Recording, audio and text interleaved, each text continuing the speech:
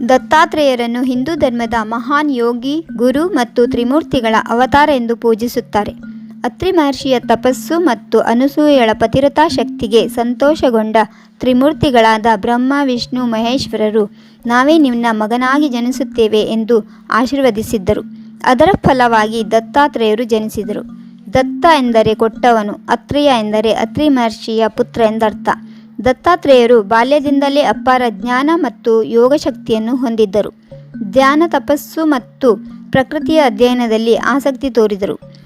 ಮುಂದೆ ಅವರು ಮಹಾನ್ ಯೋಗಿಯಾಗಿ ಬೆಳೆದು ಜನರಿಗೆ ಧರ್ಮ, ಜ್ಞಾನ ಮತ್ತು ವೈರಾಗ್ಯದ ಮಾರ್ಗವನ್ನು ಬೋಧಿಸಿದರು. ಅವರಿಗೆ ಲೋಕದಲ್ಲಿರುವ ಪ್ರತಿಯೊಂದು ವಸ್ತುವಿನಿಂದಲೂ ಕಲಿಯುವ ಗುಣವಿತ್ತು. ಅವರು 24 ಗುರುಗಳಿಂದ ಜೀವನ ಪಾಠವನ್ನು ಕಲಿತರೆಂದು ಹೇಳಲಾಗುತ್ತದೆ.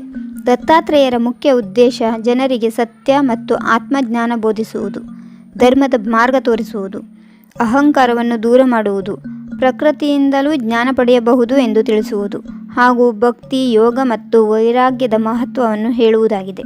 ದತ್ತಾತ್ರೇಯರನ್ನು ಆದಿಗುರು ಎಂದು ಕೂಡ ಕರೆಯುತ್ತಾರೆ. ದತ್ತಾತ್ರೇಯರ ಚಿತ್ರಗಳಲ್ಲಿ ಸಾಮಾನ್ಯವಾಗಿ 3 ತಲೆಗಳು, 6 ಕೈಗಳು ಕಾಣುತ್ತವೆ. ಅದು ತ್ರಿಮೂರ್ತಿಗಳ ಸಂಕೇತವಾಗಿದೆ. ಅವರ ಹತ್ತಿರದಲ್ಲಿ ಹಸು ಮತ್ತು 4 ನಾಯಿಗಳು ಇರುತ್ತವೆ. ಹಸು ಭೂಮಾತೆಯ ಸಂಕೇತವಾದರೆ 4 ನಾಯಿಗಳು 4 ವೇದಗಳ ಸಂಕೇತ ಎಂದು ಹೇಳಲಾಗುತ್ತದೆ.